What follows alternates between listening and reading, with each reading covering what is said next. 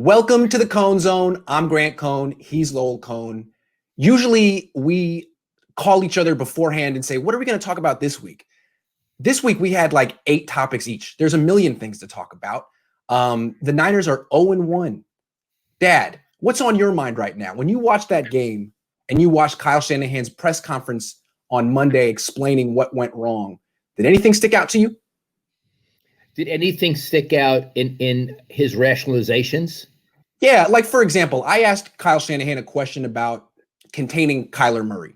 A pretty standard question. You gave up 91 rushing yards to your quarterback. You got to face him again, plus other quarterbacks who move like him. What's your adjustment? What's your plan? You heard what he said. He basically I heard what he said. What'd you? Well, here's what I have to say. First of all, it's the key question about the game. Thank you. Why couldn't you control me? And why couldn't you control this guy? Because you knew he was going to run around. You had to have a plan for him. And it seemed like the Niners didn't have a plan. What I felt what Shanahan did was babble. I thought he babbled a lot. I don't filibustered. think he had I'm sorry? He filibustered.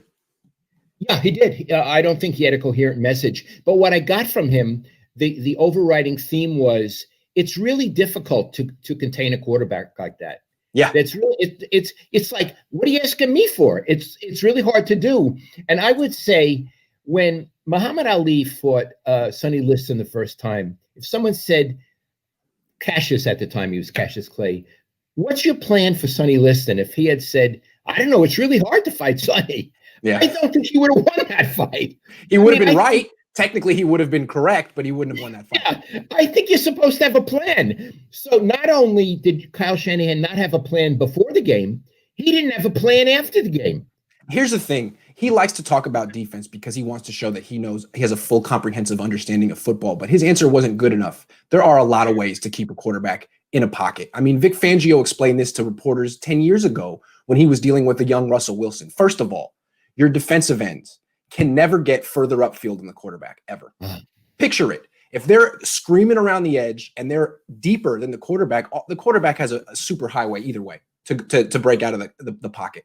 And when you're facing a young quarterback like Kyler Murray, you don't know how he goes through his progressions. You don't know what kind of decision maker he is. You want him in the pocket. You want him throwing. So you tell your defense, exactly. You tell your defensive lineman, don't go for the sack.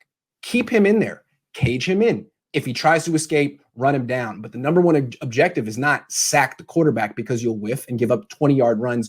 And the Niners did that. It was like, come on, like this is high school coaches know how to do this. So what you're saying is, and I agree, is that their linebackers and D linemen were constantly over-aggressive, and it got used against them. Especially the defensive linemen. And you can blame the players, but players do what they're told to do. And there should be a point of emphasis from the head coach, the defensive coordinator, and the defensive line coach. Guys, this is a different team we're playing, a different type of quarterback. If we try to sack them every time, we're going to lose. And you know, the other thing I heard in Shanahan's answer, again, I read his answer, but then I saw stuff that you posted. He blamed a lot on penalties. Right. Am I right? I mean, he said it's hard to keep him in the pocket. We just kind of want to corral him when he's in the open field. But that's hard, too, because if you breathe on him, you get a 15-yard penalty, right? Yeah. Well, I have a few things to say about that. First of all, he shouldn't have been down the field in the first place for you to do the penalties. Second of all, you knew about the rule. Every other team deals with the rule. So don't go about, saying, oh, gee, the rule screwed us. That I want to tell you, Iggy, that is really, really weak. When I knew Bill Walsh, one time, he used to love to give these little speeches. Said, Lowell, I want to tell you how I feel about penalties. He said, a lot of times we get screwed with penalties. He said, to me, it's like the weather. What are you going to complain about the weather? The weather is the weather. Penalties are penalties. We get a penalty, I move on. Yep. He wouldn't use it as an excuse. So I think the idea, what I got from Shanahan, from what I read his comments to your question, was he has no plan because it's too hard. Right. And the penalty screwed him. I got to say, down. That's right. Weak. So what he's saying is basically talking directly to the league office and saying, next time we play the Cardinals, stop calling these 15-yard penalties. They're not fair. That's what he's saying. He's not talking to us. He's talking to the league office.